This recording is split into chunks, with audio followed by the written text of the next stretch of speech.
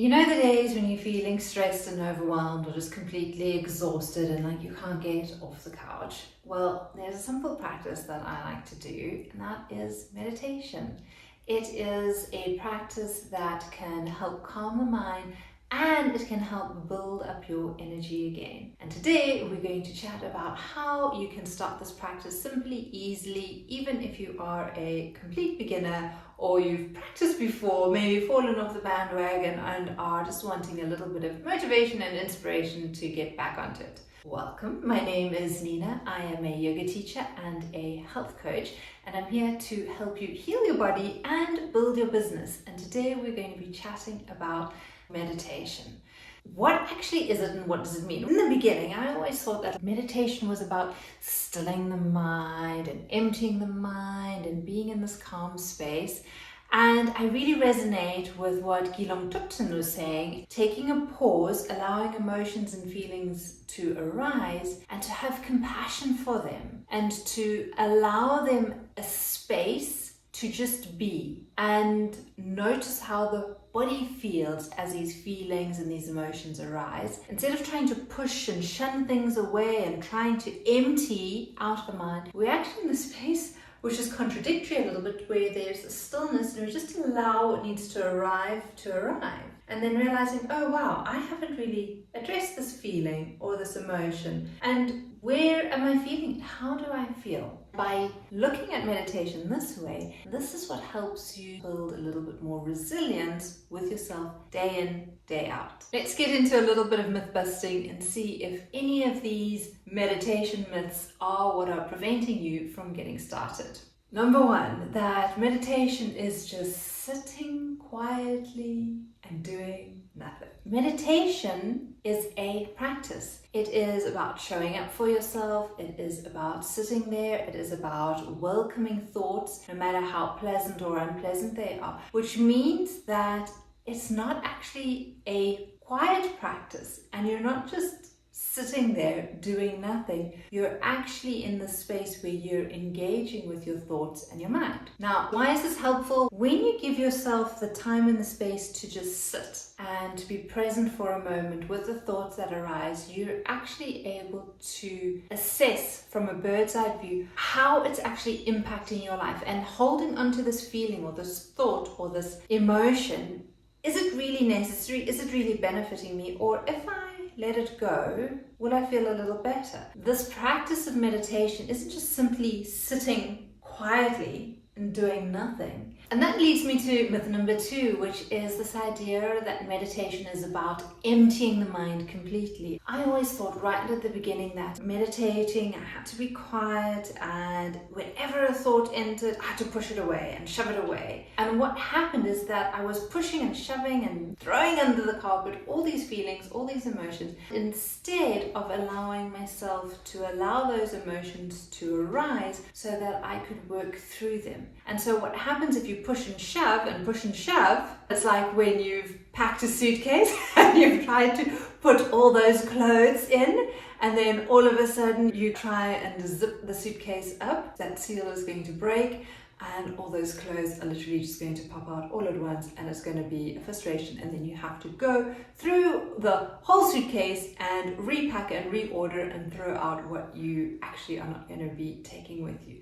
And that's exactly it with the mind. It's like you don't want to be pushing and shoving all of these emotions into one area away, because what's going to happen is they're just going to build up, and then they're just going to explode in your face. And so what meditation does, it allows you to come to your seat every day, notice what emotions, what feelings, happy, sad, frustrations are arising, acknowledge them, allow them to process, and then let them go. And when we do this consistently and regularly, this is what helps to reduce the stress. This is what helps us to build that calm, steady state of mind. This is what helps us create a little bit more energy, because we now have space and capacity for more. The third myth is that meditation is only for yogis or monks, or if you've got a specific belief, and that is so far from the truth. Anyone can practice meditation. You don't have to follow any religion, you don't have to follow any specific practice or guidelines. You can literally do this practice for yourself because it's you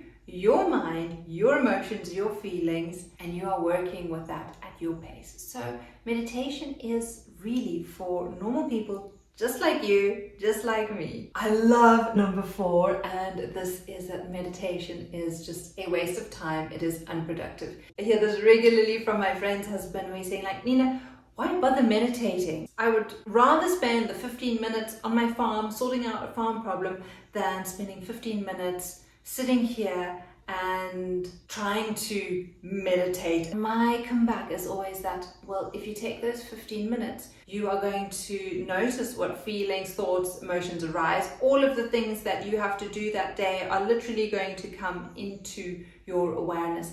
And when you sit there, you can probably start to list them in importance so that you know which are the most critical things that actually need your attention. And then once you finish your meditation, you can literally go and address them. Instead of running around like a headless monkey and thinking, I've got to do this one and this and this and this, instead you've actually just taken 15 minutes, consolidated, gotten yourself on track and ready. And why I prefer doing this as meditation is that if you go quietly inwards, you can really notice what is arising subconsciously as the most important thing. Because often we think cognitively with our brain, and our brain likes to override things. And sometimes intuitively, we have a feeling or a sense that something is more important to address right now than what our brain actually thinks needs doing. And this brings me in a roundabout way to myth number 5, which is this idea that if you want to meditate, you have to sit cross-legged for an hour, be in the perfect pose, and that only if you're sitting in a perfect way that this is what meditation is. And this is what I believe. I hate to admit for very long when I started my yoga practice, because you saw all these beautiful pictures of women meditating and the serene face, and that they were flat on the yoga mat in lotus pose with hands in chin mudra. And I've come to realize that actually it doesn't matter where you sit. It doesn't actually matter how you sit, as long as you are comfortable and at ease, and that your spine is nice and erect, and that you can actually start to access your body somatically so you can feel how your body feels. Now that we've explored some of the myths of meditation, what actually is meditation? So first and foremost, meditation is this idea of awareness, of being completely present with where you're at, how you're feeling, and what is happening with your body. It's not about the absence of thoughts. It's not about pushing thoughts away. It's actually having awareness, being aware of the sounds outside, being aware of the sounds inside, being aware of the sensations within the body. There is full awareness when it comes to meditation. At least the first part. The practice of meditation really gives you the space to observe reoccurring thoughts, reoccurring feelings, noticing stories that keep replaying in your mind, because those are probably areas that are unaddressed. And when in our meditation we realize, I always have this feeling of frustration or anger, maybe it is time to have a look at what is causing that and address that in the real world. So meditation often highlights where we are frustrated, where we're annoyed, and what needs our attention. Meditation, I find, is also a lovely somatic awareness practice. In other words, understanding how the body feels, getting into the feeling of the body. So it's not just sitting there, but it's really noticing, okay, well, there's a tightness in my shoulder. Can I breathe a little bit into that shoulder? Is there a feeling or an emotion connected to why that shoulder is feeling tight? And just being completely present. There's a little niggle in my knee now. I wonder what that is. And just slowly starting to relate an emotion, a feeling, a thought to maybe a discomfort within the body, and seeing if there are some repetitive, reoccurring themes that slowly start to arise for you and your unique body, because your body is very different to mine. This is where this practice of meditation really becomes personal, where you get to know your own body so much better. And this brings us to the idea of building presence, of creating a sense of clarity. So clarity isn't necessarily where there's emptiness, but it's just being really understanding what it is that we're needing, how we're feeling, and what we are experiencing. And when we are in the space of presence, we are able to make better decisions for ourselves. That means we can make sure that instead of going into the snack cabinet, I might go outside or go for a walk. Or maybe I'm going to just grab that apple instead of the cookie sitting there. When we have these moments of clarity, we start making better choices, small little choices every single day. So hopefully now you are convinced and excited to do some form of meditation, but where to start? And for beginners, and this is where I started, that really helped build the consistency, is firstly using a guided meditation app. Now there are loads of free ones out there. There's Headspace, there's Insight Timer. I use Insight Timer. I've been using them for years. What I love about the guided meditations is that there is a little bit of guidance. It helps you build that habit of meditation. Don't overthink it, just go download one, test a couple on there, see if it works for you. If you don't like it, delete it, try another app. Find a meditation teacher or a voice that you actually enjoy and feel that you look forward to coming back to every day. For those of you who are already using a meditation app, let me know in the comments below what app you're using. It's lovely to get an idea of the different ones out there for everyone to try.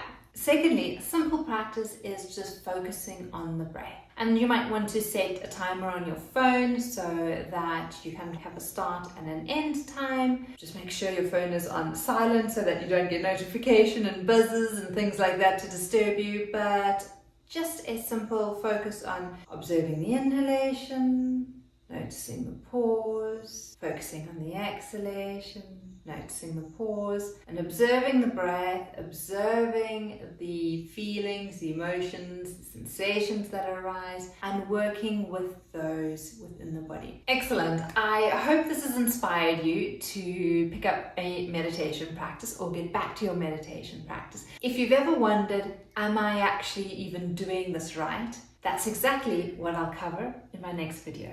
I'll see you there.